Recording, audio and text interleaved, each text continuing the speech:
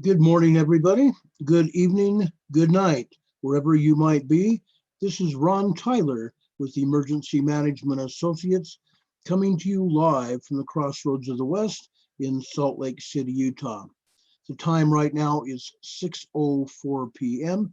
Mountain Standard Time in the greater Intermountain West in the United States of America. We want to welcome you all to the program that are joining us right now, that will join us later in the program, and who will also join us on a delayed broadcast. We welcome you all here. We're thankful that you have joined us and have picked Emergency Management Associates as your program of choice for this evening. We come to you live from wherever you are listening, whether you are in Europe, whether you are in the Middle East, whether you are in Central or South America, Australia, or the Asian theater from Indonesia up through Japan and China. I don't think anybody from China listens to us because they're not allowed to, but we want to welcome all of you here with us. We do have people in Central America, South America, Mexico, Australia, Japan, Indonesia, Taiwan. We have listeners in Taiwan. We have some listeners in the Middle East and all over Europe, literally. Want to welcome all of you here. Thank you for joining us. It is Sunday. It is March 15th. We're now in the middle of the month in 2020. It's unreal how we got here. It's unreal how we've gotten here. There has been so much going on, so very much that has been going on in our world, and we want to tell you about it. We want to tell you about it. It's just unreal. It's totally unreal. The news doesn't stop. It really, cotton picking does not stop. Every day, I'm blown away about how much stuff is going on, how many things are going on around the world, and even in our neck of the woods. This neck of the woods where we live, in the middle of the not the middle, the western part of the United States, in the high desert of Utah. It's insane. It literally is insane. I'm going to briefly take you on a trip around the world and tell you what earthquakes have hit since last night when we had you last here with us. Just totally unbelievable. Stand by just a second. Yes, how are you? Yeah?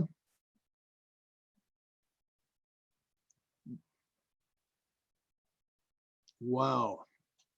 Wow. Folks, yeah? Wow. It's going all over. It's going all over. Yeah. Yeah, exactly.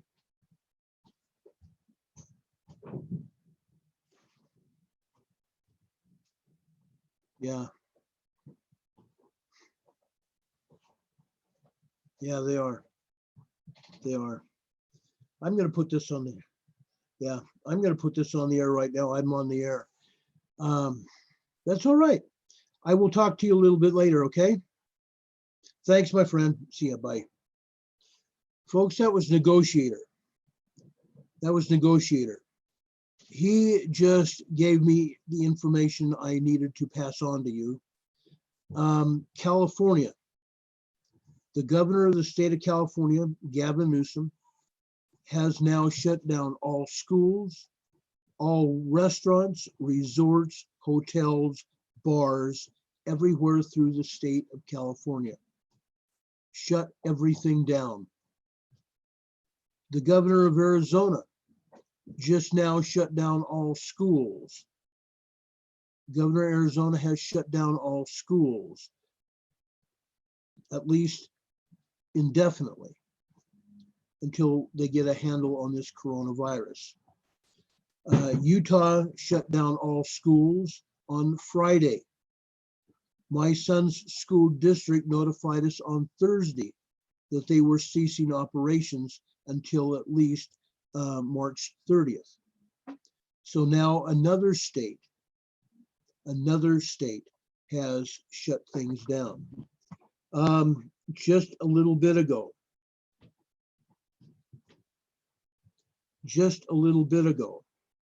I want to read to you what happened here in Utah. In Summit County, where I used to work, I was the emergency preparedness coordinator for a resort, and that was what they called Summit County, Utah. As of 5:39 p.m. this evening, Summit County ordered the closure of resorts, restaurants, taverns, bars, entertainment venues, fitness and exercise facilities, spas, churches, and other businesses to which people tend to gather to prevent the spread of the coronavirus. That was directly from the Summit County website. It's continuing. And for the California governor to shut everything down just now, this is just amazing. Overnight, last night, this is the earthquake report from last night from around the world. In the Tyrrhenian Sea, over on the south west side of Italy, a 4.3 earthquake. Flores region, Indonesia, Flores Sea, near or in the Indonesian area, had a 4.3. Kepulauan, Indonesia, had a moderate 4.5. Molucca Sea in Indonesia had a 4.4 earthquake. Mindanao, Philippines, where they had the major earthquakes back in October, November. Today they had a 3.5 and a 3.8 earthquakes, both of them relatively small, but those are mid to upper range threes. They were felt. Over in Taiwan, Taiwan had a 4.5 magnitude earthquake and a 4.2 magnitude earthquake. Over in the southeast corner of Japan, off the southeast corner of Japan, the Ryukyu Islands had a moderate 4.6 magnitude earthquake. Going up the coast of Japan on the east side of Honshu, they had a 3.2, a 3.4, and a 3.6 magnitude earthquake. Over in the Caucasus region of Russia, they had a 4.6. Now, Russia doesn't always report earthquakes, so this is quite unusual. It's once in a blue moon that they report earthquakes, but the Caucasus region of Russia reported a moderate 4.6 magnitude earthquake last night. Central Turkey had a 4.2 and a bunch of 2s and 3s, like they always do. Southern Iran had a 3.5 magnitude earthquake. Madeira Islands off the west coast of Portugal had a 3.8. 3.8 there. In the Azore Islands off of Portugal, stretching out to the middle of the Atlantic Ocean, we had a 3.2 and a 4.2 magnitude earthquake in the Atlantic Ocean off of Portugal. Iceland early this morning had a 3.2 magnitude earthquake. Afghanistan had a 4.2 magnitude earthquake. Argentina early this morning had a 3.4 magnitude earthquake. On the west coast of Valparaiso, Chile, offshore, they had a 3.3 earthquake. Tarapaca, Chile, on the northern end of Chile, had a 4.2 and a 4.4 magnitude earthquake. Going over to Guatemala, they had a 4.4 and a 4.4 magnitude earthquake in Guatemala. Last night, Oaxaca, Mexico, OAXAUCA, I think is the way they spell it, Oaxaca, Mexico, had a 5.0. Now, that is not unusual. We have told you in the past that they've continued to have swarms and swarms of earthquakes. Those swarms and swarms of earthquakes, 3s and 4s, turned into a 5 yesterday. They had a 5.0 yesterday. Today, they had a 4.0 offshore in Guerrero, Mexico. In the United States, up in the Aleutian Island chain, what they call the Fox Islands, they had a 2.9 magnitude quake, which is a minor small quake. Northern Alaska had a 2.8. Southern Alaska had a 2.2, which was actually at Mount Redoubt. They also had a 2.5 and 2.7 in Southern Alaska. Last night, we had a 2.4 in Northern California, a 2.0 in Southern California, and a 2.3 and a 2.4 in Nevada. And now, and this is getting to be more and more common, we've had a minor 2.1 magnitude earthquake up in New Hampshire, up in the northeast coast of the United States, a 2.1 in New Hampshire. We also had another 3.0 magnitude earthquake in the northern part of Baja California. The northern part of Baja California. Already this afternoon, we've had a 3.2 and a 3.4 earthquake in the Azore Islands off the coast of Portugal. We've also had a 4.8 magnitude earthquake in eastern Papua New Guinea. We've also had a moderate 4.5 deep earthquake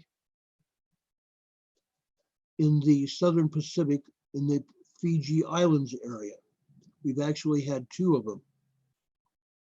Papua Indonesia had a 3.8 this afternoon. Over in New Zealand on the South Island, northwest of Christchurch, approximately 25 miles northeast of Christchurch, we had a 5.0 magnitude earthquake. Also, we've had a 4.6 and a 4.8 on the South Island of New Zealand.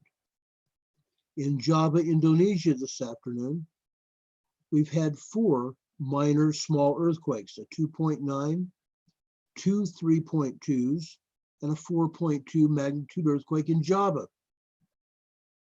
Indonesia. In China, Western China, Zhejiang, China, had a 4.2 magnitude earthquake. Nepal, just north of India, had a 4.1 magnitude earthquake. Over along the Turkey-Iran border, we had a 3.2 magnitude earthquake. Also, we've had a 3.9 offshore from O'Higgins, Chile, central Chile. We've had a 4.2 magnitude earthquake up in northern Chile in what they call the Antofagasta region, the Antofagasta region of Chile. Central Peru today had a 4.5 moderate earthquake. Right next to the Colombia-Brazil border this afternoon came in as a moderate 4.8 magnitude earthquake there.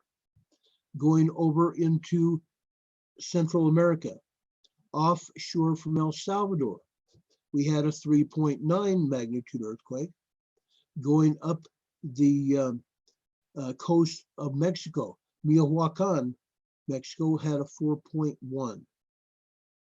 In the central mid-Atlantic ridge between South America and Africa, we had a moderate 4.7 magnitude earthquake. Now, after everything is said and done already in Alaska, remember the earthquakes I said we had in Alaska last night and early this morning? This afternoon, we haven't had any more. Now that is really weird. And no further earthquakes in California or the Aleutian Islands. All of a sudden, those three areas became silent zones. This isn't good. This isn't good. When they become silent zones, that's when you need to start being very concerned that a large earthquake is probably imminent. I'm not saying a large earthquake will happen right now, but there's a good chance we're going to get a large earthquake. There have been no further earthquakes in Japan this afternoon, or the Kamchatka or Aleutian Islands. We need to watch out for what's happening. We need to watch out for what's happening because things are going to pop.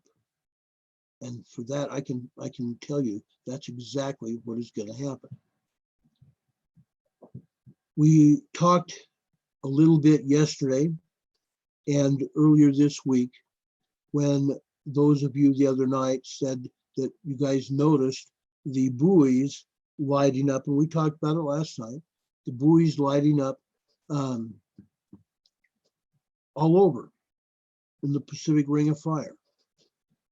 Why did that happen? Because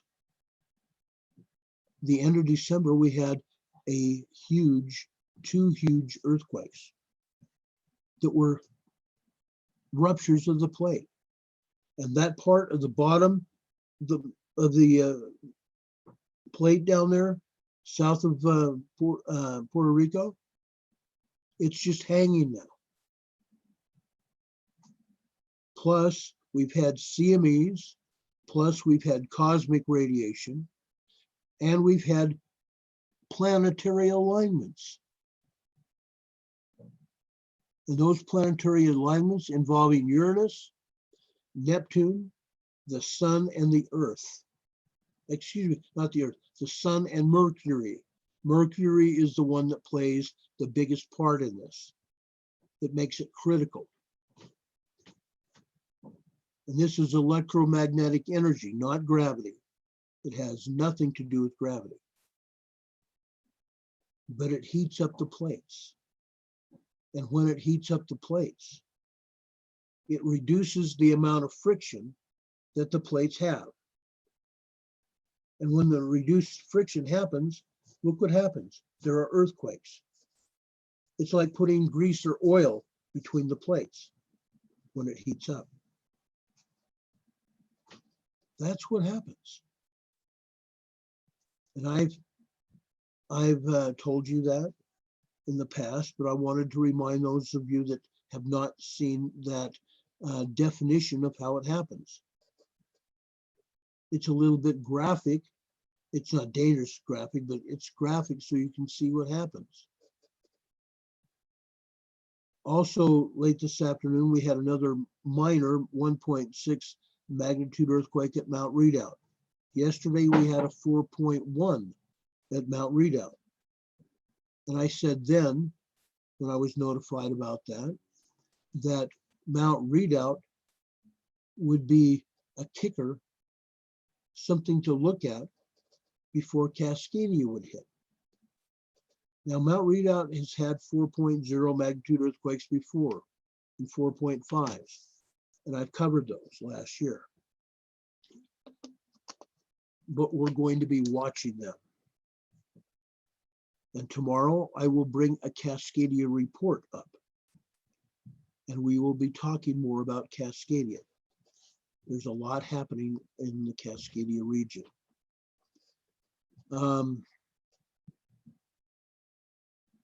There are a bunch of twos in Alaska, and all the rest of them are basically what they call micro quakes.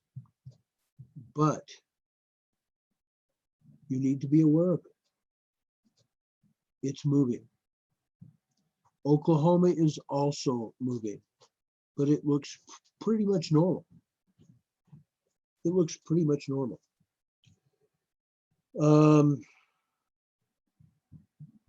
Let me show you really quick what I'm talking about. Normal for Oklahoma is just a handful of earthquakes. Now, why do I say that normal in California or normal in Oklahoma is just a handful of earthquakes? Because that's pretty much the case. Every earthquake we get in Oklahoma is because there are oil and gas pumping operations going on. Every one of them. Today, we had a 2.3 magnitude earthquake in Alva, Oklahoma. Alva, Oklahoma. We've also had one other one. And this one was in Goldtree, Oklahoma, a 1.92 magnitude quake there. So we've had two earthquakes, two small earthquakes in Oklahoma. Now, over in New Hampshire, I told you about one earthquake. We've actually had two. We've had a 2.1 near Tilton, New Hampshire, 2.1 near Tilton, New Hampshire, and we've also had one near Rye, New Hampshire, which is a 1.9. Now, I saved talking about New Hampshire until now. I just briefly mentioned it a minute ago, but I saved talking about New Hampshire until now because up until the last, say, even 3 months, we didn't see many earthquakes up and down the east coast of the United States. And for the most part, not even in Canada. Rarely did we see an earthquake in Canada. But guess what's happened, folks? We're starting to see more and more earthquakes in Canada and in the eastern United States, even up into Maine, New Hampshire. That whole area, Washington, D.C. had a very powerful earthquake a few years back. Now that is not normal. And it's going to happen again. As we see tectonic forces go across and through the plate, we're going to see larger earthquakes. And it's a matter of time. And I've already talked to you guys at one point about Cascadia and what people have asked me questions. What about Cascadia? Is it going to affect the other states of the United States? Yeah, you better believe it will. I promise you, it will. As long as I'm sitting here or standing alive, I promise you, it's not over. It's definitely not over. Earthquakes are natural occurrences. But what everybody forgets to note about these earthquakes is there are equal and opposite reactions. It's Newton's law. It's Newton's law.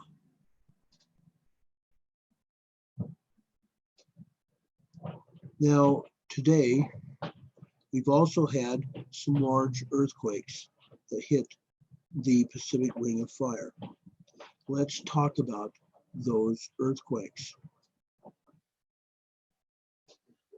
Let's talk about those earthquakes because I think they need to be explained. Let's put it that way. I'm going to take you on a voyage of discovery now. The first earthquake I want to show you here is over at Guatemala and the Mexican border. Guatemala and the southern Mexico border, we had a 5.1 magnitude earthquake early this morning. That was a large earthquake. Now, every one of these earthquakes that I'm talking to you about, so far there has not been one report of damage. There has been no reports of injuries, and these earthquakes hit land. These large earthquakes hit land. This one here in Guatemala, Mexico did. Okay, let's go over to one that just hit. We just had a 5.3 in the Solomon Islands. 5.3 in the Solomon Islands. This hit 186 kilometers south-southeast of Lata, Solomon Islands. In this case, that earthquake did not hit land. It hit in the open ocean of the Pacific. And it was probably felt somewhat around the islands, the Solomon Islands.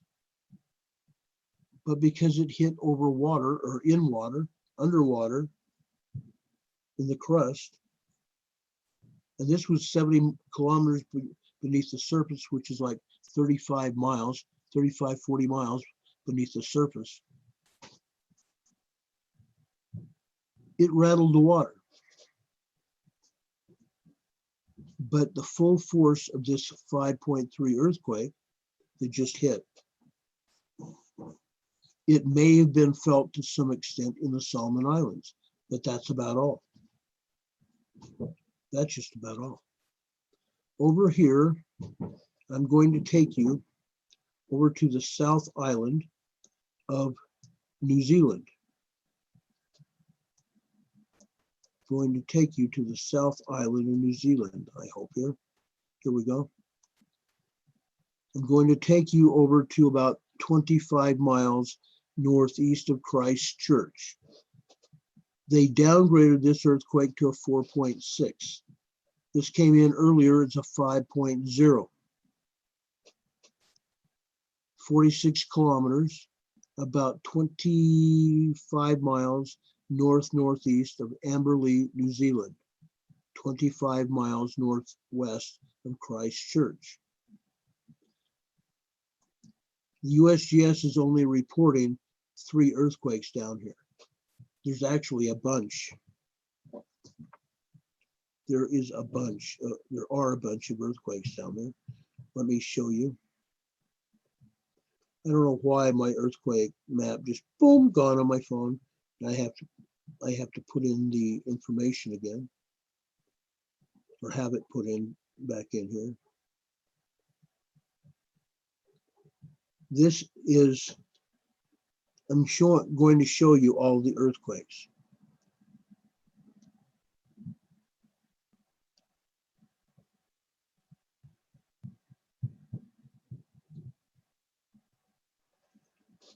Today, it actually was 5.09 earthquake near Mount Culverden.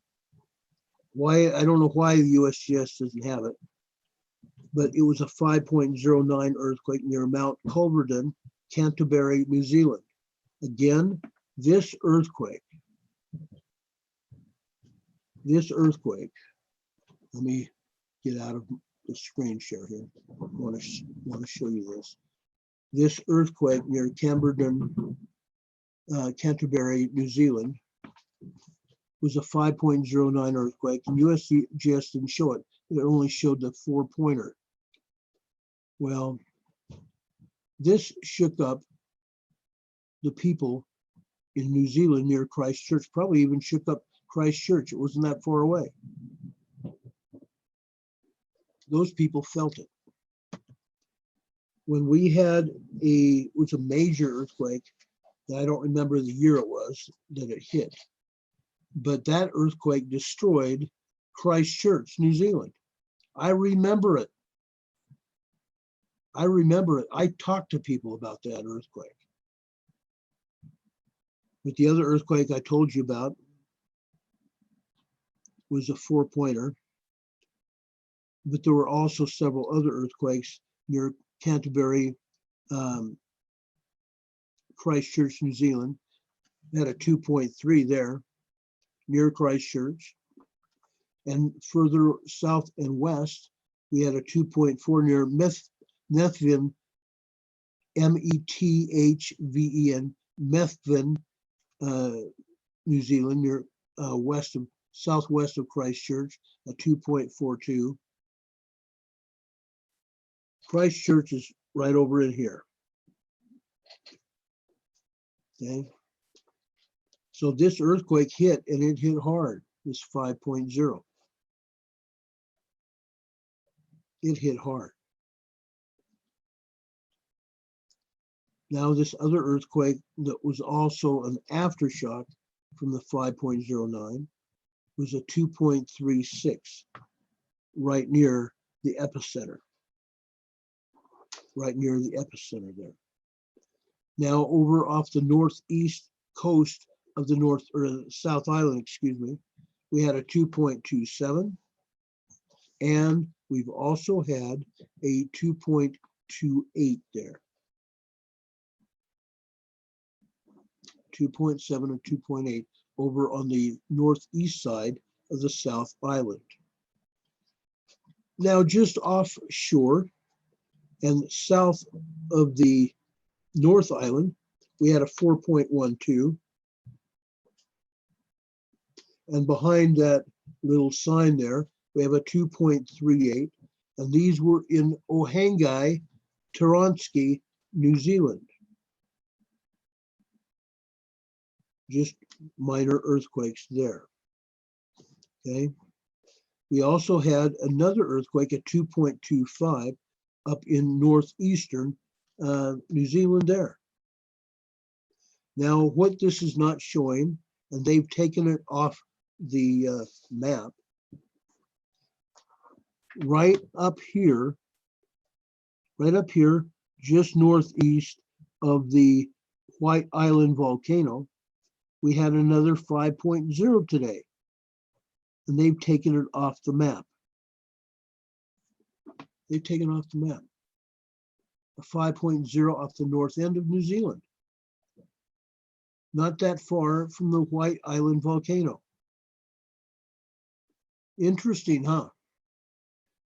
Also yesterday up here in the Kermadec Islands, we had a 6.3 magnitude earthquake. Today, we are showing a 4.97 aftershock and a 4.77 aftershock from that 6.3 from yesterday. Now, this happened on the Tonga, New Zealand Trench, one of the deepest trenches in the world. It's an earthquake fault, but it's called a trench. The Tonga, New Zealand Trench here, where the Kermadec Islands earthquakes hit. Now, as I explained yesterday, the Kermadec Islands are not inhabited. All they have there is a bird aviary. It's basically a bird sanctuary there in the Kermadecs. I told you just a few minutes ago about the 4.4 over in Fiji. It was a fairly deep quake, but for some reason, and I don't know why, for some reason, they're not reporting the major earthquakes that should be happening as a result of the deeper, smaller earthquakes. Either that or they're just not happening anymore. But they were happening. These smaller, deeper quakes resulted in, however you want to put it, resulted in larger, shallower earthquakes. But today, over in the Solomon Islands, it just hit a 5.30 there in the Solomon Islands. In Papua New Guinea, we had another large earthquake, 5.11. So that's two earthquakes over there. And then over in central Indonesia, we had another 5.1. And again, I showed you the USGS map a little bit ago. Look at all the earthquakes over in central Indonesia going up into the Philippines here. And the US agency's not reporting it. Hiding the earthquakes. Hiding the earthquakes. We told you about Mindanao, Philippines. Look at all the earthquakes over in central Indonesia. And then up here, Mindanao, Philippines, we've got 10 plus more. And there they are. This is Mindanao, Philippines, this South Island here. And you see all the earthquakes around it? Yeah. 4.5s, 3.5s, 3.48 on the south end. Let's go up, going northeast, we have a 3.1. Over just off the coast, we have a 3.0.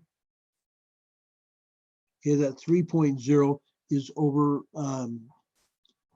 near where what they call Don Marcelino, Philippines, east of Don Marcelino, Philippines, a 3.0 there. Then over on Mindanao, Philippines, we have a 3 earthquakes, a 3.5, a 3.8, and we also have a 3.0. So a 3.5, a 3.8, a 3.0 magnitude earthquake there. Now this is the same area where we had those very strong earthquakes, those 6s and 7s. Okay, 6.3, 6.5, 6.7s. And then we had a 7.1 over here in Davos City. And because of all those strong, large earthquakes, destroyed buildings, destroyed every school in the area. Now they're having aftershocks in that same area. Why are those hitting? I've been questioned many times, why is Indonesia and Philippines getting hit?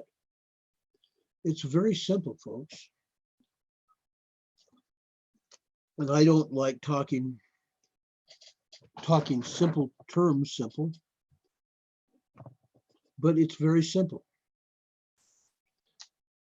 The Indonesia and the Philippine area is one of the largest subduction zones, second only to the Pacific Northwest Cascadia subduction zone.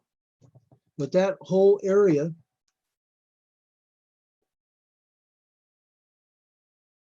I'm reducing this so you can see what I'm talking about. This whole area is like 7 different plates, one subducting under the other.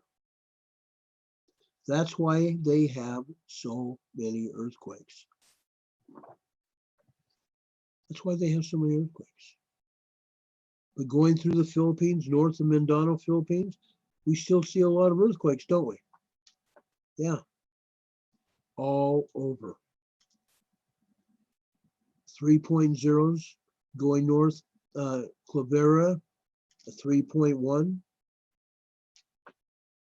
Going further north off the coast of Luzon, Philippines, a 3.0. This is Luzon, Philippines here. Huge difference. We go over to Taiwan. Last night, Taiwan had a 4.2 on land in Taiwan. Now, people felt that. A 4.2 is not necessarily a dangerous quake. It probably shook things up. It's on land. Over in the Ryukyu Islands, south of Japan, we've had 4.5, 4.6, and 3.3 magnitude earthquakes. 2 4s and a 3. North of Taiwan in the Ryukyu Islands of Japan. We told you about over off of Honshu, or in the Honshu area of Japan. We had a 2.4, and we also had a 3.0 on Honshu. Nothing over at Kamchatka. Nothing in Kamchatka. Here's the Fox Islands of the Aleutian Islands.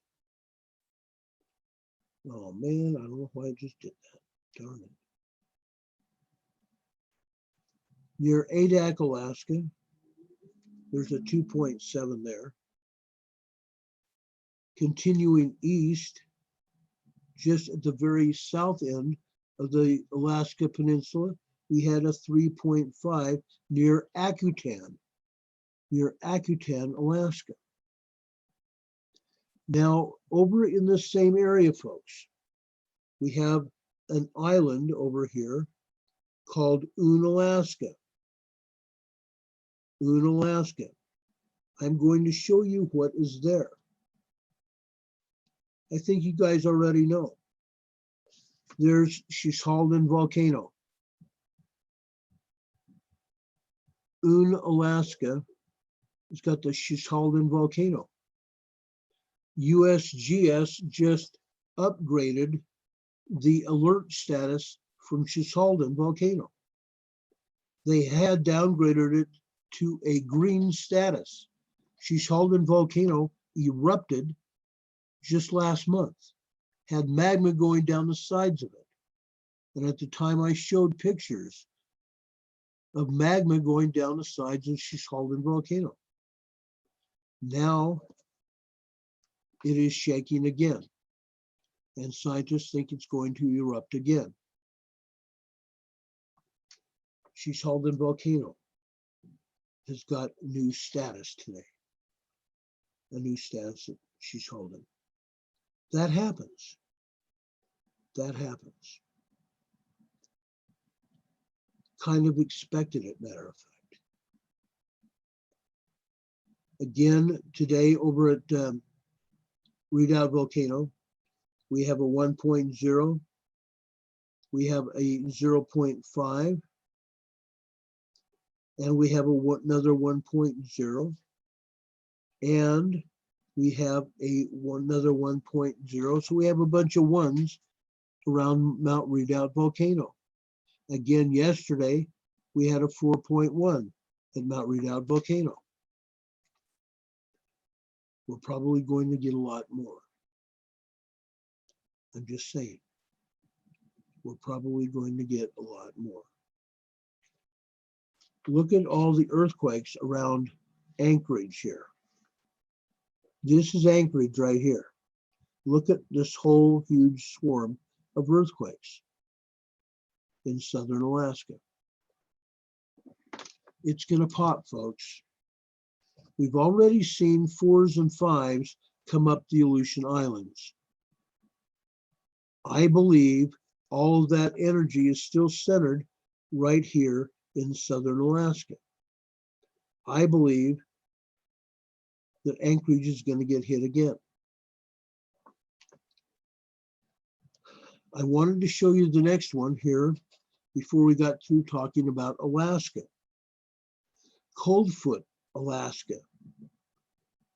up at the Arctic Circle. Oh, darn it, just disappeared. Coldfoot, Alaska today had a 2.7. This is up around the Arctic Circle. You can see the Arctic Circle here. Okay, the Arctic Circle. It's colder than beans up there right now. And beans are only cold if you put them in the freezer. I'm just saying. Bad joke, huh?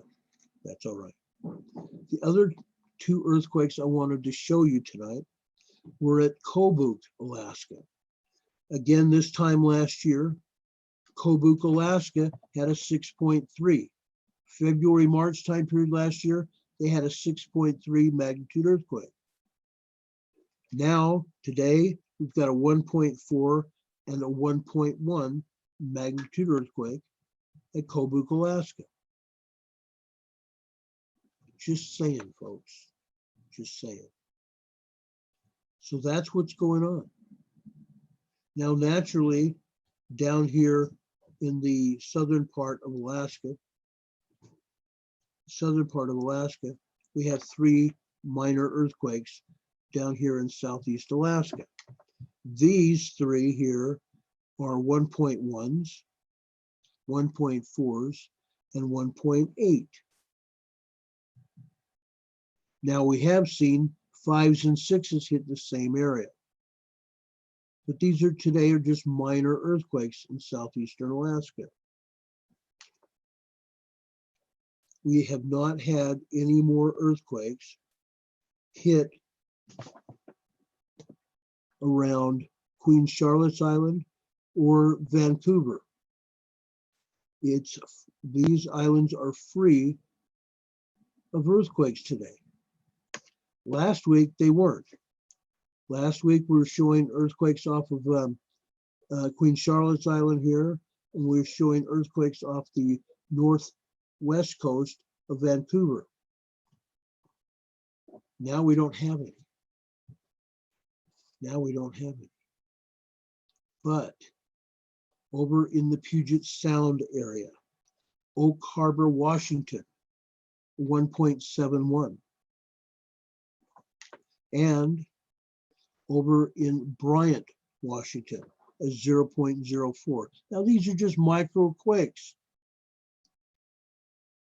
Micro quakes over here in the Puget Sound area. Now we've been having a lot of earthquakes all around this whole area. And to have only 2 minor quakes today makes me feel a little bit weird, because I've seen what happens there. I think we've all seen what happens. Today, we also had another earthquake. Wapine, Oregon. Wapine, Oregon had a 0.5 today. It's just a minor quake, but it got hit today. And we're not always told about any earthquakes in Oregon. And they've been reporting them now. I have a feeling they're listening. I have a feeling that they're listening to our program, because now we're hearing more and more about these earthquakes. Go figure. Now, there was one earthquake that we did not tell you about when we were talking about California earthquakes earlier. Petrolia, California, over on the Gorda Escarpment. This is the Gorda Escarpment. This is the earthquake that just barely was out to sea off the coast of Petrolia, California. And no, this one wasn't large. It was a 1.68. 1.68. But how many earthquakes have we been having there in that same area in the last week? Just further west of there, on the Gorda Escarpment, we had a 5.9. Right over here, we had a 5.9. And we've had a bunch of 4s in the same area and 3s in the same area.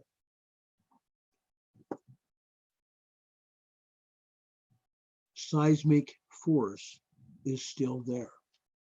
It's trickling down from Alaska. It's trickling down from Alaska. This 10 spot you see here, this is Sonoma, California, the geysers. the man-made geothermal electrical generating station there in Sonoma, California, where the fires were last October and November. Okay, we keep talking about the geysers. Why do we have earthquakes in at the geysers? Because of that geothermal power plant where man has drilled down into the crust of the earth to harvest steam out of the Clear Lake volcano. That's why we continue to have earthquakes there. That's it too. Now, I have already told you about earthquakes over in California. You can see the earthquakes here. There's 70 plus earthquakes. We've got 10, 20, 20, and 20. That's 70 plus earthquakes, probably closer to 100 earthquakes in Southern California. Southern California. What do we have up here? What do we have up here? We have Mammoth Mountain. We have Reno, Nevada up here. Look at the earthquakes in or around Lake Tahoe and Reno. This is Lake Tahoe, this is Reno up here. Small minor earthquakes, but there's a small swarm of them. We go further down to Mammoth Mountain. Mammoth Mountain also got hit 1.9 today. Just one measly earthquake. Just one. But what happened down here in the valley? Down here in, well, before we go down to down into Olancha and Cosa Volcano area. Look what's happening just south and east of Mammoth. All these earthquakes, folks, this huge swarm of earthquakes. It's in a volcanic area to boot.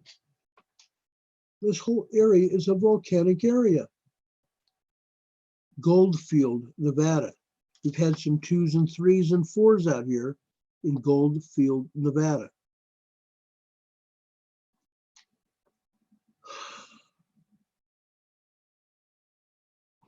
All over. This whole swarm area is Goldfield, Nevada. Yesterday we had 4s out there and 2s and 3s. Today, 1.2s, 1.2s, 1.2s, 0.8, 0.1.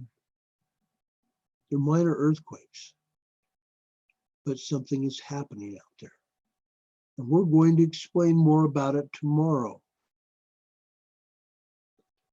But, like I said, it's called volcano. Okay? Longs Valley volcano. Its magma chamber is at least 11 Grand Canyons in size, just as big or maybe even bigger than Yellowstone. Longs Valley. Okay. Longs Valley out here. It's huge. You can see where Mammoth is. Longs Valley, folks. Longs Valley.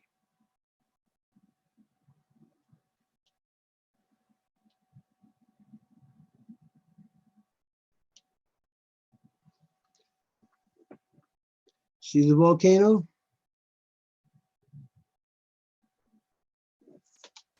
It's huge. It's huge out there, out in the middle of the desert. All right. We can go south. We can go south. Big Pine, California, 0.7, 0.4. Going further south, Kozo Junction got hit. Kozo Junction. We've got a 1.2 earthquake at Kozo. And then we start getting more earthquakes here. More earthquakes. They tap this one out too.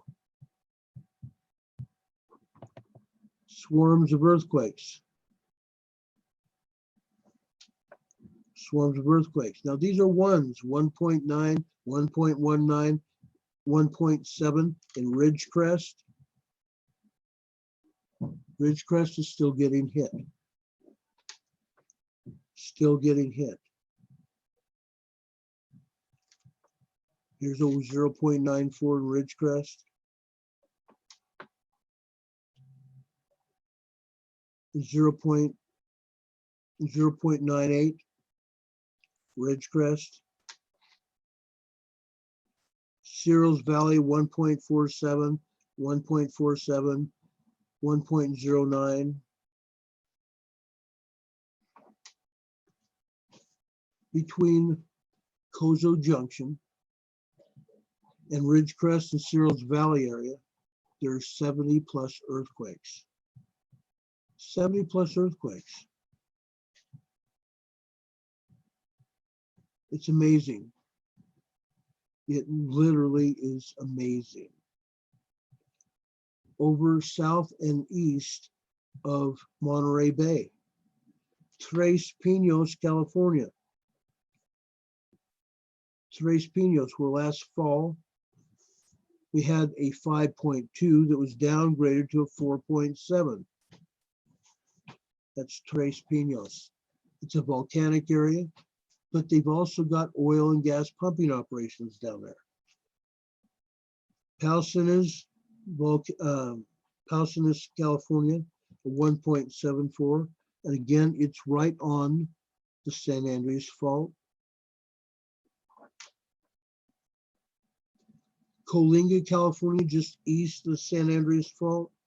Coalinga got hit by 2.31 today. Minor earthquake. Good old Coalinga. Goleta, California, that's no stranger to earthquakes, got hit by 2.1 today. Goleta, California. Let's continue. This is fun, isn't it? This is fun. You love this. Altadena, California, had a 1.39. Going over into Riverside County.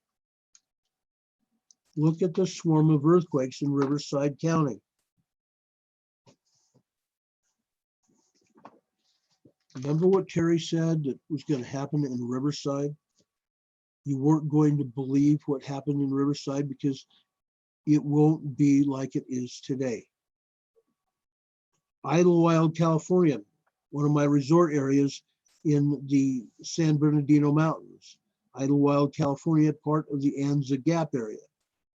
Idlewild, California had a earthquake out there today.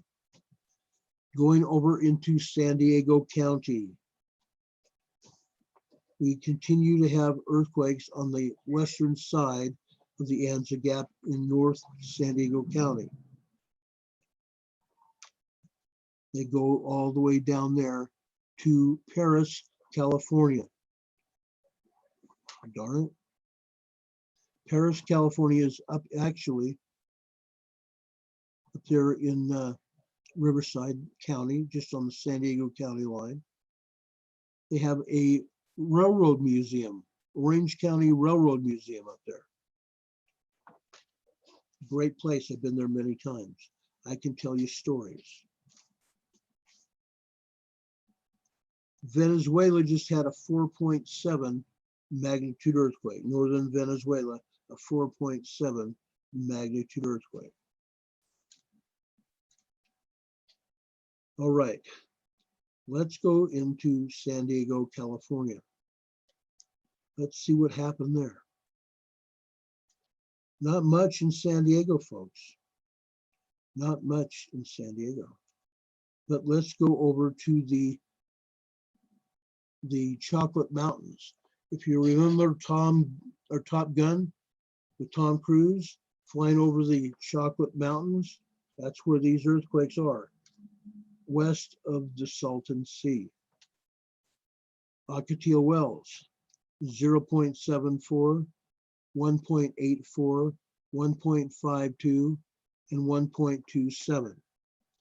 4 minor earthquakes are at the top of the Chocolate Mountains. Okay. I told you about a few earthquakes down in Baja. That's what they had. They had like 5 earthquakes down there in the Baja, just east of Ensenada, east of Ensenada. A 2.54. Come on. A 2.54, a 3.03, and a 3.4. So 2 3.4s and a 2.53 over there just east of Ensenada. Then over in what they call Grupo de la Victoria, Baja California, right next to the California border, a 3.70. Now this is not far from that Cerro Prieto volcano. It's not far from Cerro Prieto volcano. I'm going to try to find that real quick for you.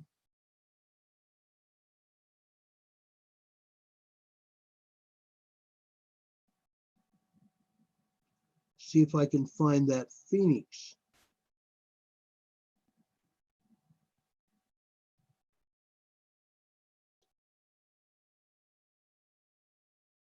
Gosh, where'd it go here?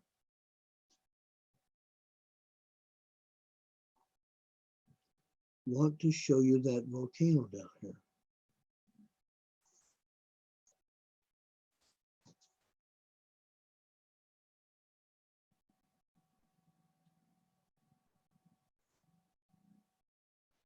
Oh, that's not it.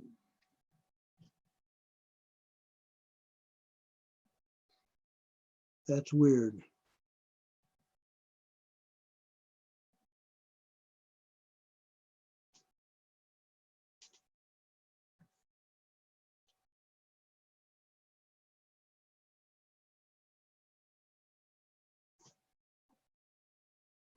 On this particular USGS map, I'm not finding it. That's really weird.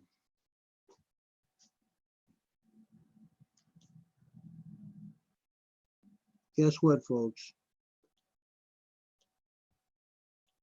There's a Cerro Prieto volcano. The Cerro Prieto volcano. And I'm zoomed in now, and I hope you can see the Phoenix that's carved into the summit, the plug of the volcano. Okay. These earthquakes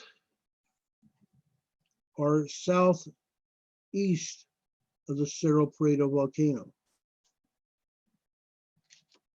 Here's the earthquakes, and there's the Cerro Prieto volcano. Fun, huh? All sorts of fun. But anyway, that's what's going on literally all over the world. I took you on a tour of the world today. I took you on a tour of the world. Now, let's talk about the coronavirus.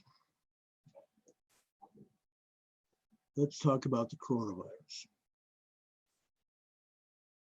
I am just I'm astounded by what I continue to see.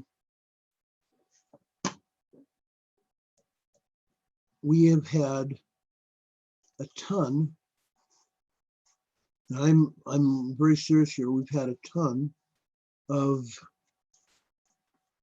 things happen today. The number of, shall I say, yeah, I'm going to come right out with it. We've had a ton of more cases.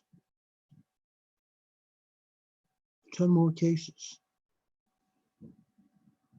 And I'm sorry I left my numbers upstairs. Doggone it.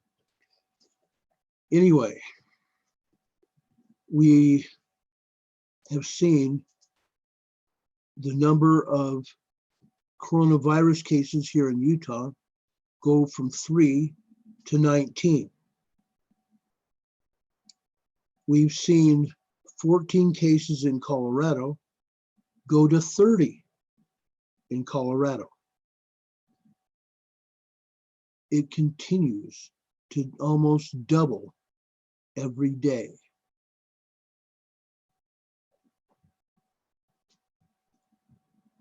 Every day, the numbers continue to go up and up and up.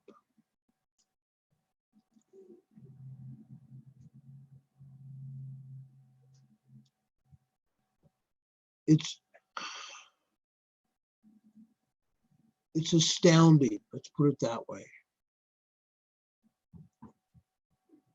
It's utterly astounding.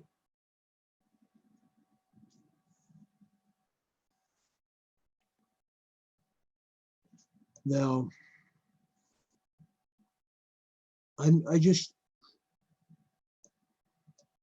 it's hard for me to do anything more than just shake my head.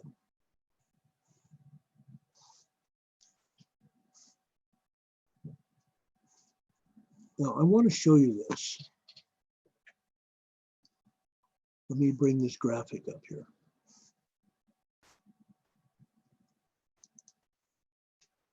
Show you this graphic.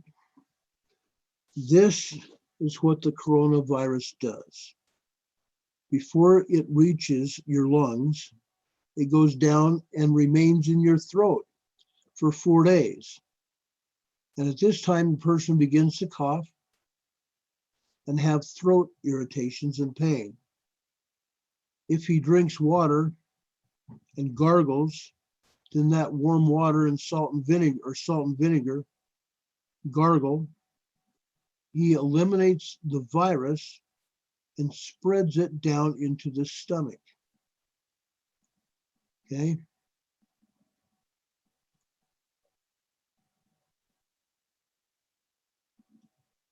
And then it spreads like wildfire.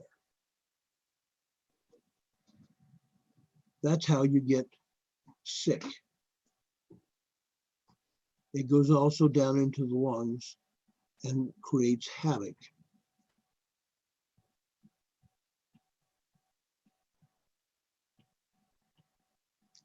Now, it goes from the throat into the lungs and creates pneumonia, where you can gasp for breath.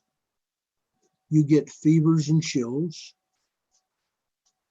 All sorts of things happen to you at this point. And because it's down here in the lungs and you can't breathe, they have to ventilate you, put you on oxygen so you can breathe.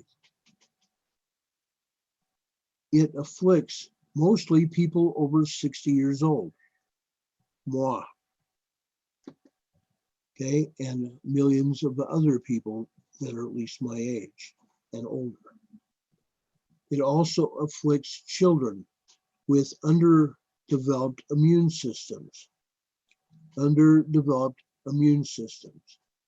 And in Britain yesterday, they had their first case of a newborn that has the coronavirus. The mother's in one hospital and the infant is in another hospital. Not fun. It's not fun at all. Now, what are we going to do about it? We need to take better care of ourselves. As was mentioned today and in yesterday's presser and in Friday's press conference, we need to start taking better care of ourselves and those we love. And we need to practice good hygiene practices. And yes, we need to start washing our hands and maybe even have a elbow bump instead of us clasping each other's hands in a handshake. Or maybe you do a quick fist bump or something. But when you touch somebody else, the germs can spread to you. You need to be careful. Social distancing. Social distancing. Staying away from people. That's why the California governor today ordered all these bars and restaurants and everything else closed, and resorts. Today in Summit County, Utah, up in Park City near where I work,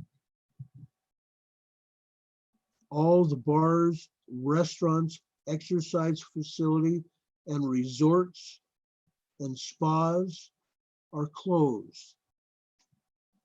They've been ordered closed. So I don't know what people are going to do that had reservations and were staying at the ski resorts in Park City. I guess they're going to have to find other accommodations. Now, while we're talking about that, all the ski resorts in and around Salt Lake City, Alta, and Snowbird, for example, were also closed last night. They shut them down. They shut them down last night. Okay.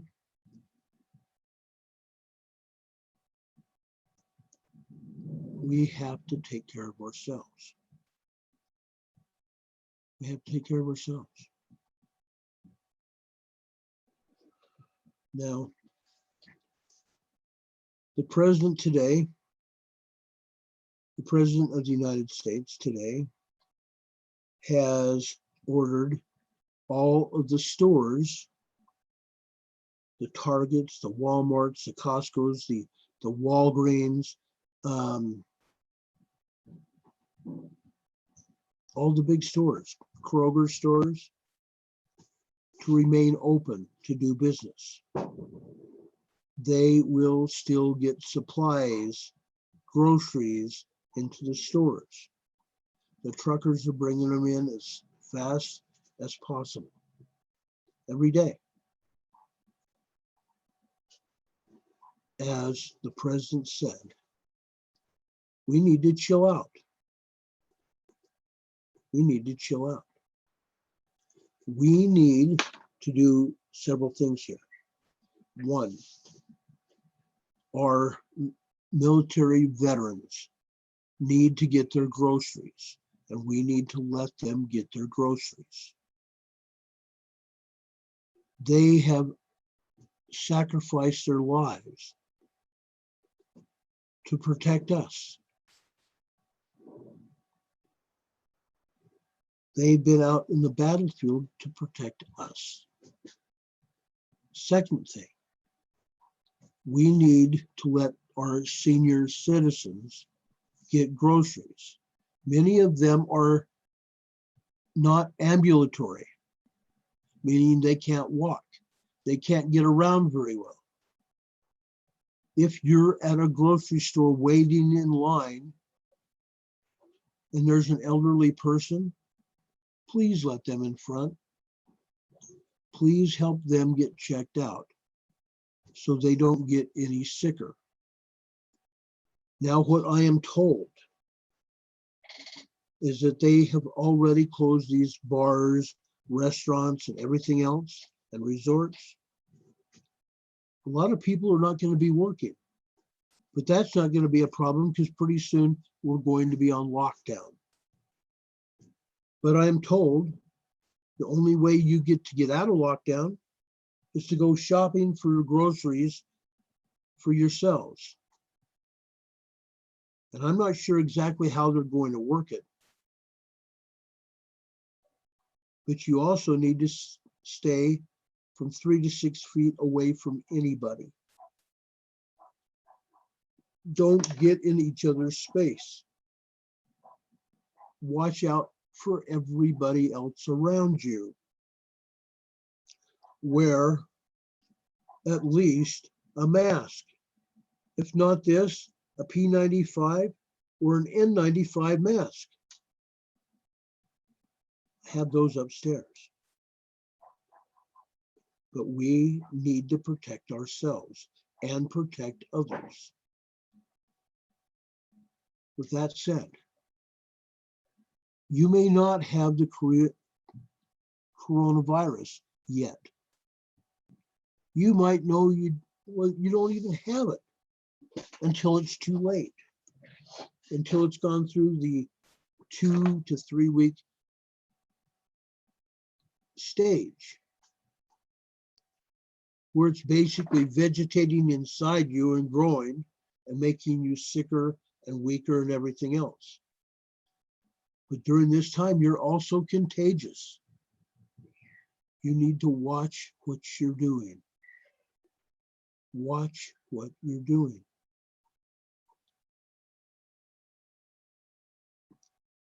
Casimir said, or sent me a bunch of stuff about the coronavirus.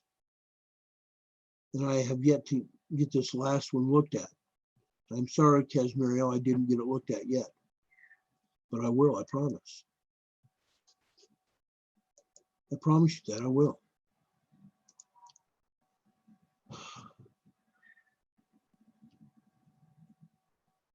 I'm looking right now for some information.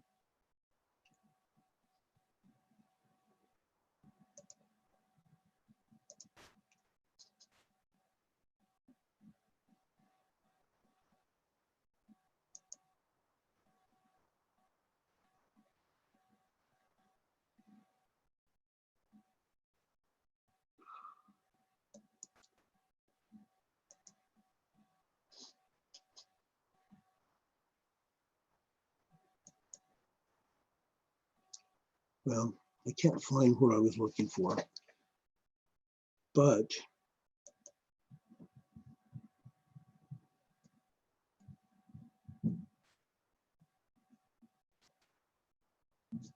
in just a second, folks, I'm waiting for something to load here so I can show you this.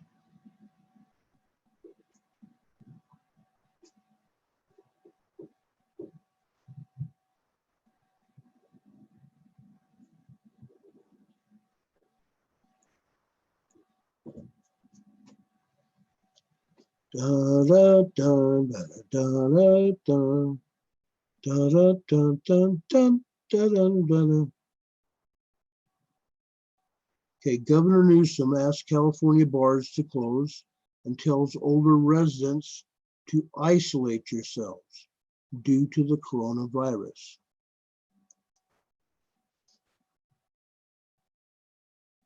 Come on, you crazy thing.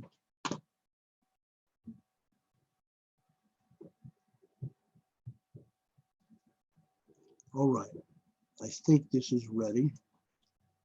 I'm going to show this to you.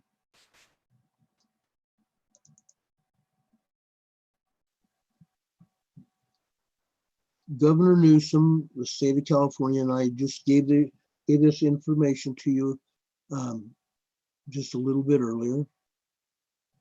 It's not coming up. Well, I'm hoping it'll start playing here in a minute. Here it is.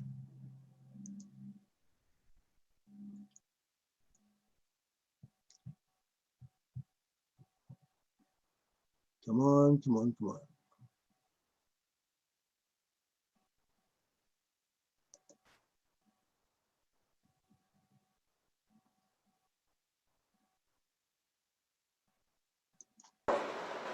We believe that this is a non-essential function. Directing that all bars, nightclubs, wineries, brew pubs, and the like be closed in the state of California.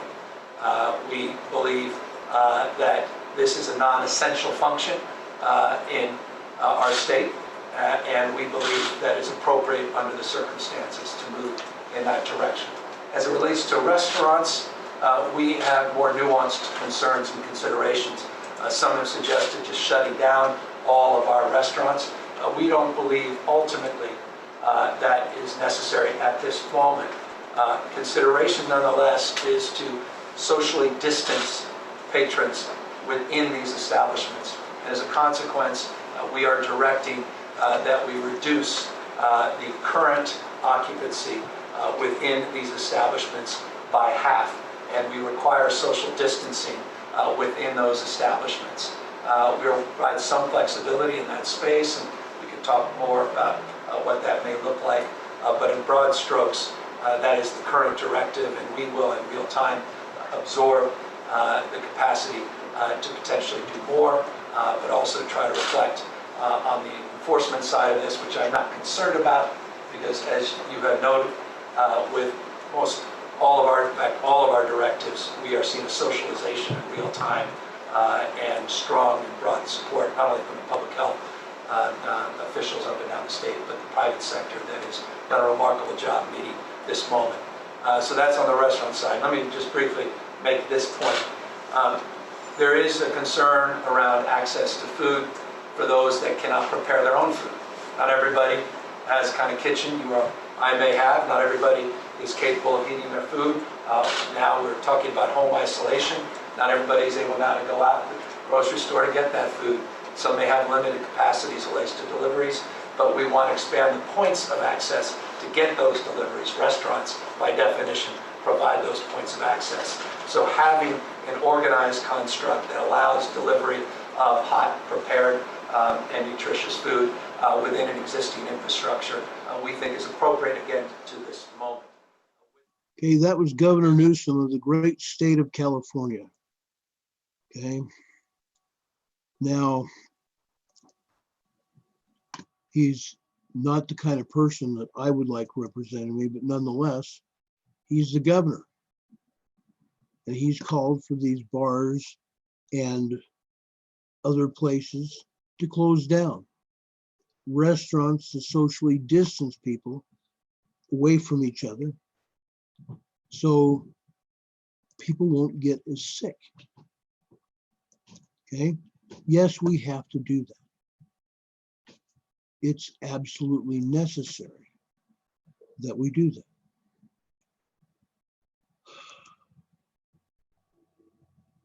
I want to make sure, more than anything, I want to make sure we still stay well. And everybody, including myself, has been talking about doing what's necessary, making sure that all of us stay well to the greatest extent that we can. Now, last night we had a guy named Daniel. We had a guy named Daniel that was in our chat room and also on the telephone with us.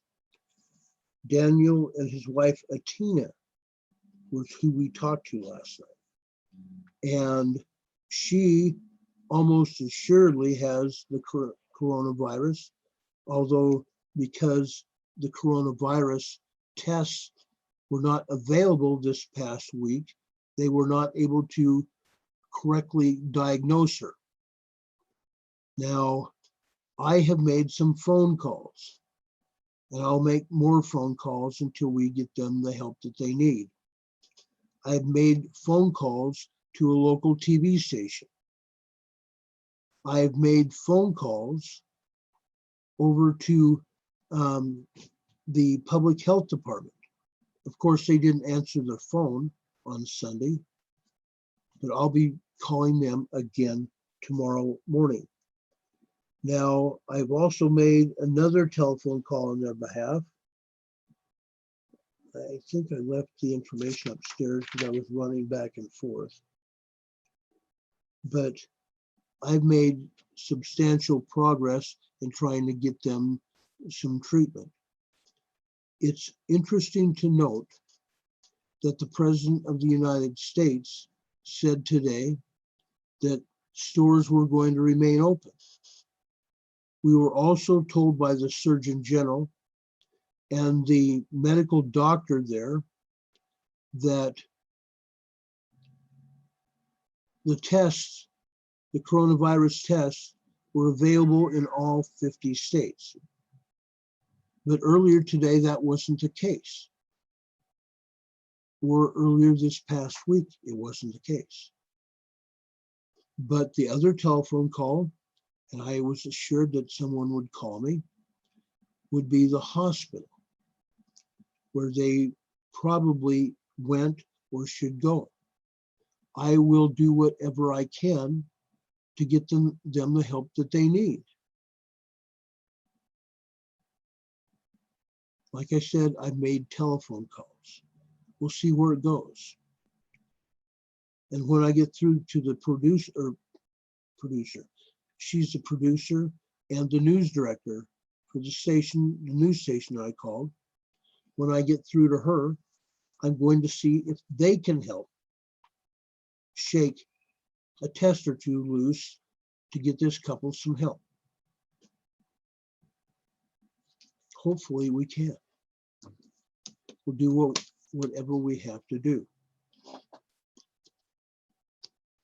All right. I know I've been talking a lot right now. There's some other business that I want to attend to, and that's station business, the Freedom Revolution Network. I want you, if you can, to make donations to the station, the FRN network. Why? Because we are doing what we call a dollar bomb. If you can, if everyone would donate $1 to the FRN network, the money is going to help those in need during this pandemic and help bring you the news and happenings of what is going on, not here, just here in the United States, but around the world. But you can go to our Freedom Revolution Network page and donate to the coronavirus dollar bomb to help FRN stay alive and help those in need during the pandemic, to bring you news and happenings. All you have to do is click here to make a donation. That's all you have to do. Ask you to do that too. There are a lot of people in need, and we want to help them. All right. I'm over in the chat room. We've got about 27 minutes left of the program. One of the things that the President and the Surgeon General and the doctors in Washington said, that they have drive-through test facilities. Okay? If you're sick, you can call the hotline number, and I don't have the hotline number with me right now. You can find out, and you can look it up on the internet. It's on a Google page, believe it or not. Google was asked by the administration to help provide a page to look up and find drive-through coronavirus testing. You can do that and go get tested. Also, the rent mortgage moratorium is also coming very soon. That is allegedly going to help people that pay their rent and mortgage to not suffer while they're out of work. Okay, at least they'll have a roof over their heads. Now, I mentioned last night too that our internet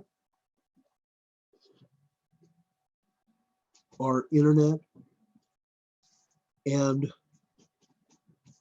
what was it? It was the internet and the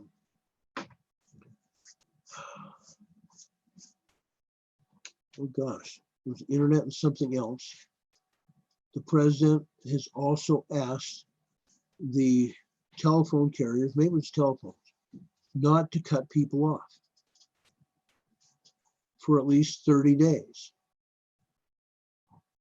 Okay. Also, we broke the news about the $500 billion and $200 billion the Federal Reserve released to be able to make sure that people did not have to pay for coronavirus testing, and to make sure that the mortgages would also get paid. Okay? We got backlashed for it, but we were right, and our sources were very reliable. So there's that to help us out. Now, Scooter Pie also said, do not get the test if you're not sick. Again, do not get the test if you're not sick. Let those people that are sick first get the test. There will be more tests that will be available if you're not feeling really well, that you can get the coronavirus test. Please just don't go and waste a test. It was utilities, I'm sorry, it was the internet and utilities that they're not going to disconnect anyone. Schools are also going to start sending children's lunch home from the schools. Food will be delivered for those children 18 and younger that are in school that won't have the benefit of someone to fix lunch for them. Okay? So there's that. There's a lot of things going on to help everyone. We want to make sure that all people know about this. We want to make sure that everybody knows about it. We were the first radio network television station that was able to get this information and put it out. And our sources were reliable, even though we faced some backlash for first reporting it. We were the ones that were reliable and got the information. In other words, we scooped everybody.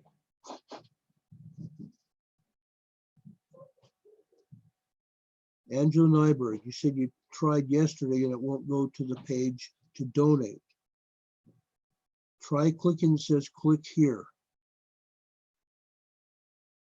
Try clicking it where it says click here. It's right there. It says click here. And it should take you there.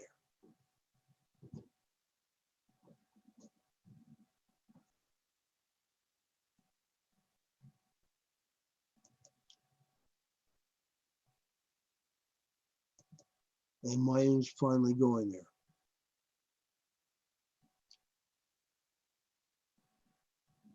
My computer's working on it. There we are. There you go. That's what it looks like. With everything going on with the coronavirus, COVID-19, we're trying to bring you information as it is breaking and keep everyone up to date on what our status as a world is with this pandemic. We need to make sure to keep the lights on here at Freedom Revolution Network. We also want to bring some funds dedicated to helping those in need during this pandemic. We understand everyone is worried about what is going to happen next.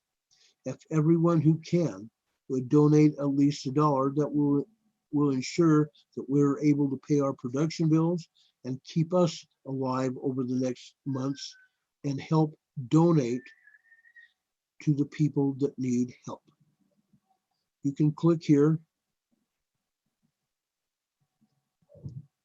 You can click here to visit our regular donation page. If you donate $50 or more, we'll send you a free t-shirt. With your donations, in addition to keeping our lights on and the cameras rolling and helping those in need, we'll be able to expand our show lineup to include shows like daily check-in shows, where we have for you, our listeners, where you can call in and give us a quick update on how things are going in your area. We want that to happen too, where you can call into the show and tell us what is going on. Because in many places that are going to be locked down, and it's probably going to be everywhere, the news media isn't going to be able to do much at all.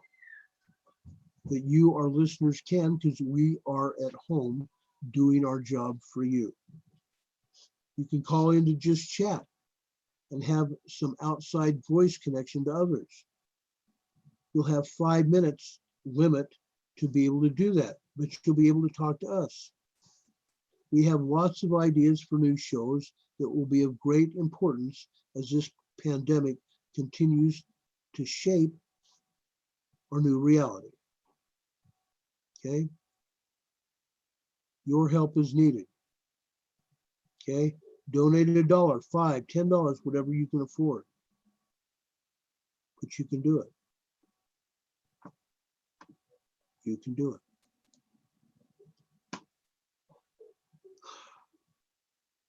I promise you that you're going to be blessed.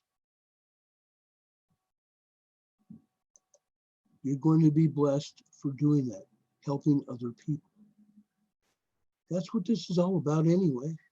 That's the only reason I came on this network, is to help people and try to save people's lives.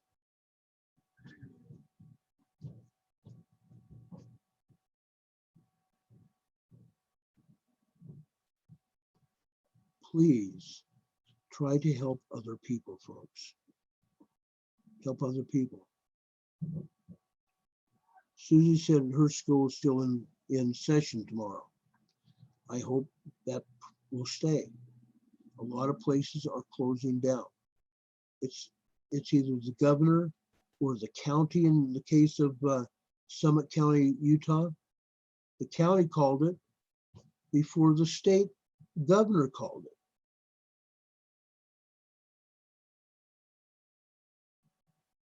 It's unreal.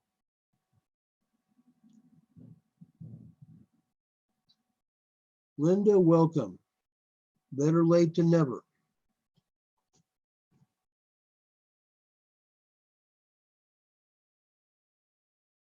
Mel also says here, with the donations we can get, we're going to order a case of 48 rolls of toilet paper from the Dollar Tree for $12 and send it to a person's door that needs it, or whatever. We will be making a list of things that people need, and we'll be sending those things via delivery trucks.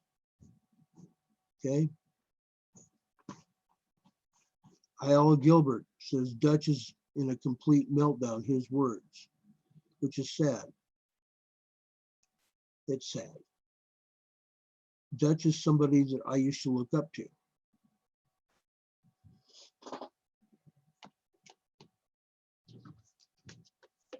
And for him to go into a meltdown, that's hard to fathom.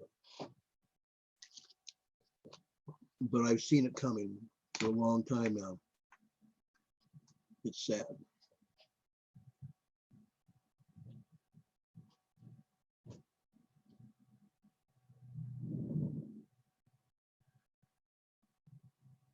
Sharon, or Mel, can you help Sharon with this thing? It says it wants to charge $6.95 for shipping.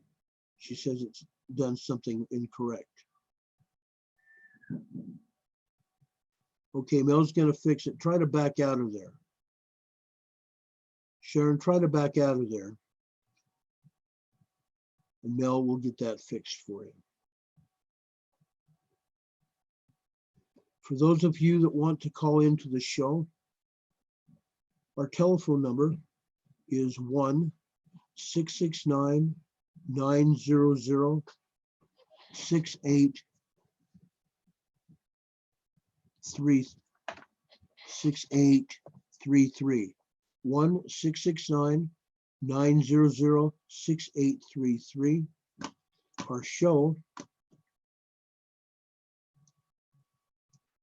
Our show meeting ID is 238-494-3128. Meeting ID is 238-494-3128. So now you have the telephone number and the meeting ID, and you can call in and talk to me. Be happy to take your calls. Okay? We want to be of service to you. Again, that's why we first started this program. That's why we're still here on this program, is to be of service to all of you. And I hope we have. That's the whole purpose of our show. Hey, Bill, it's good to see you. Welcome aboard. Cherokee says, Ron, I appreciate you so much. I know I've not been here for very long, but I'm so glad. I had my little meltdown on Friday before Trump went on. We all mom for others and possibly what was lost before. We have. I agree.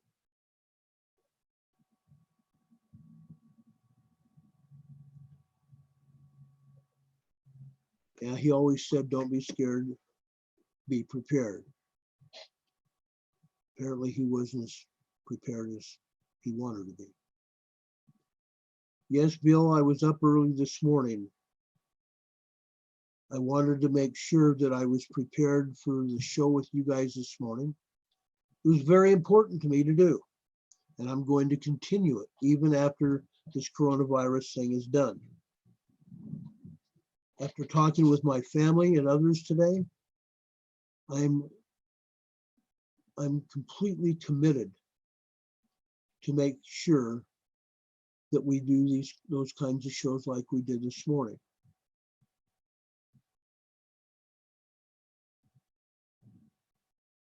Scooter Pie is repeating the meeting ID, 238-494-3128 is the meeting ID. The telephone number again is 1-669-900-6833.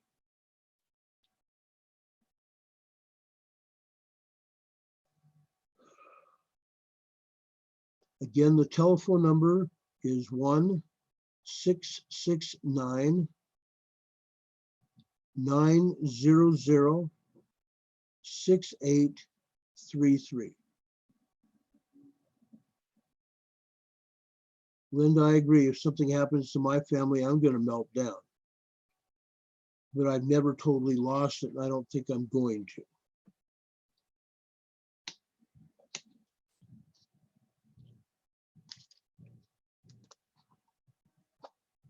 One thing that can be said about me is I never really have had a meltdown. Come close, but I've always kept my head when everybody else has lost theirs, and I keep getting told that. And I hope it's true.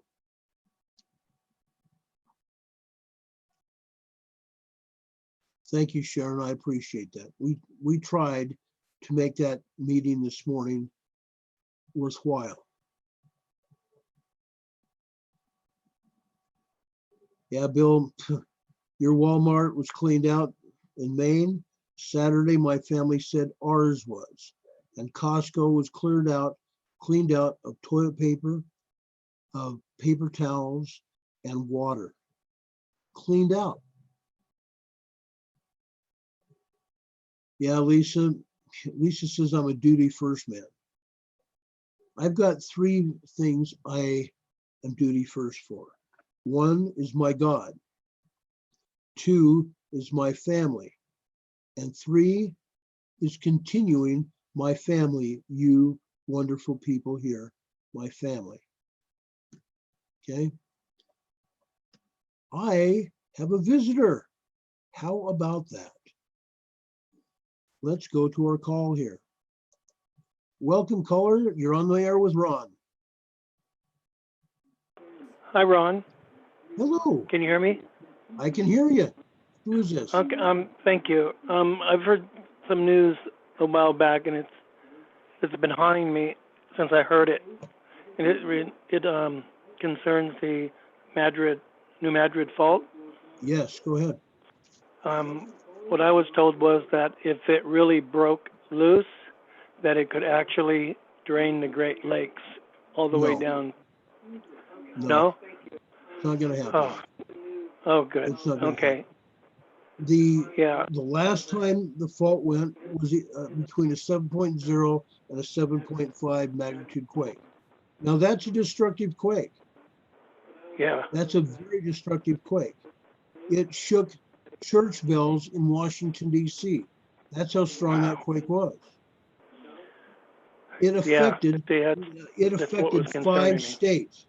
It affected 5 states, literally. Arkansas, Wow. Tennessee, Kentucky, Louisiana, and Indiana. It affected 5 states. Now they're saying it could affect all the way up to Oklahoma.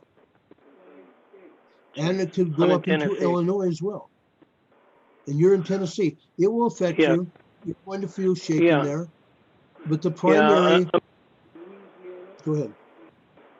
I was saying I'm in East Tennessee, just in the Smoky Mountains. You're in the Smoky Mountains. You might feel some shaking. I'm sure you're going to feel some shaking. But it's not as bad as the people that are over along the Mississippi River where the fault is. Right. Those people are going to get sustained damage. And by sustained damage, let me tell you what the damage is on the New Madrid fault. When I was there in what was it? It might have been 2011.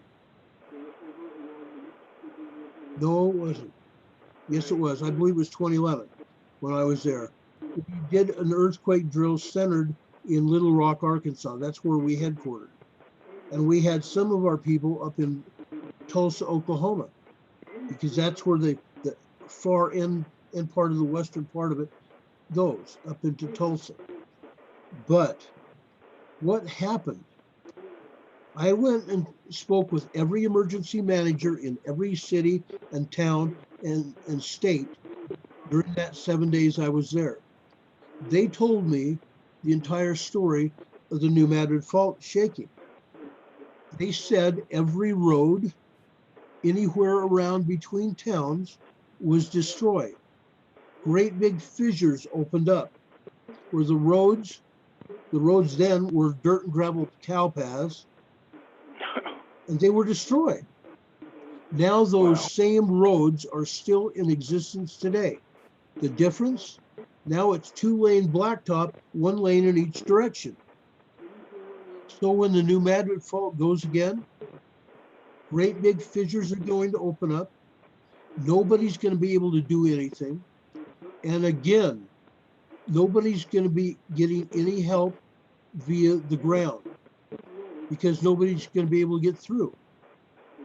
Even 4-wheel drive vehicles would probably have a hard time getting through.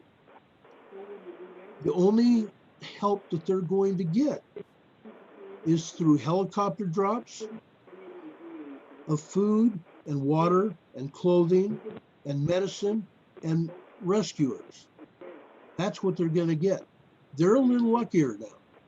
But the problem is a lot of those same towns have buildings that are very old, and none of them are up to earthquake standard. None of them. The other issue, fire departments are going to have a hard time putting out the fires because Now we have not oil, we have water mains and gas mains beneath streets and around homes and businesses. When that fault breaks open again, those water mains and gas mains are going to be broken too. We're going to have major fires. We're going to have absolute destruction, and water is going to be cut off. Fire departments are not going to be able to put out the fires that happen because the gas mains break and everything else. The other issue, again related to transportation, I won't name the town because then it would identify the emergency manager, who's also a funeral director in that town. He told me that they were planning on building a road, a bridge over the lake that's there. The lake that's there was the lake that was created when the New Madrid fault broke open the last time. Okay, what happened there? The Mississippi River ceased flowing for 7 minutes, which formed the lake that's now there. Well, now with the lake there, they were hoping to get a bridge built across the lake where they could get out of Dodge to leave that town, to get out of Dodge to get some help. Well, guess what? They haven't had the funds to build a bridge. They've had people design it, but no funds to build the bridge. So everything is the same way it was back in 1711 in December, I think it was December 13th or something like that, when that fault broke open. Wow. Now it's going to happen again. I promise you, it's going to happen Yeah, again. I'm sure. And we're expecting a 7.5 magnitude earthquake. Now, the good thing about that town, the emergency manager is also the funeral director, and he's got 2 18-wheel trailers, great big, huge refrigerator trailers, where the bodies can be collected and put in the back of these trailers, and the trailers being used as temporary morgue refrigerators to preserve the bodies so they don't decay, so they don't cause more disease. They didn't have those back in the day. We now have that, but this time they have a few good things that will be available to them, hoping that the refrigerator truck trailers aren't tipped over during the earthquake. That's a possibility too. Yes. But Wow. it's a mess. It's a mess. I've been to 2 major earthquakes when I lived out in California. And the second one in '94, I worked for a small city near LA, and of course the gas mains and the water mains and the sewer mains all broke. But there was the one, high pressure gas main that broke, and all along that street, all the cars that were parked there, the glass melted in the windows. Yeah. I was there. I was there right after it happened. Yeah. They put out a call. They put out a call to other police departments to send people up there, and my partner and I went up there. Unreal. Yeah. Yeah, it was unreal. Yeah. Well, I thank you very much, Ron. No problem. Thank you for answering that question and the additional information. Not a problem, brother. Hope you have a great day. Thank you. God bless. God bless. See you soon. Bye-bye.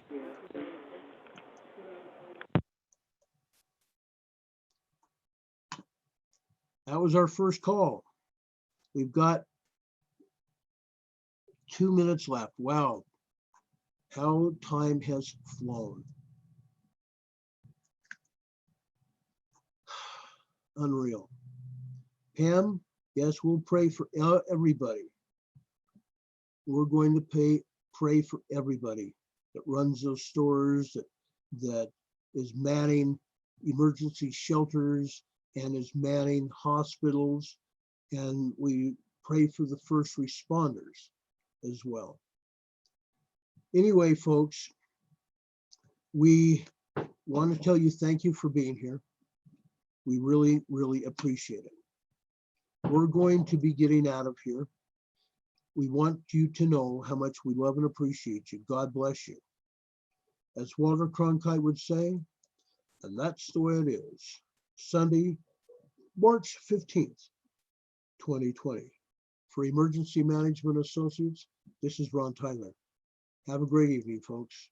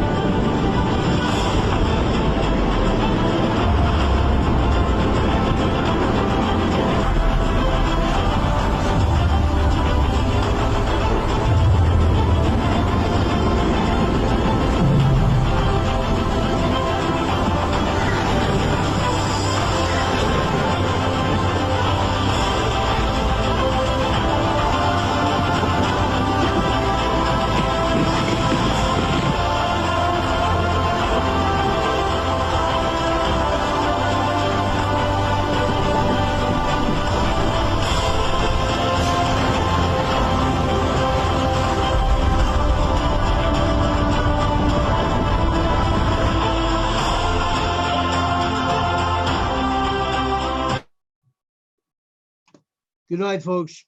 Thank you for everything.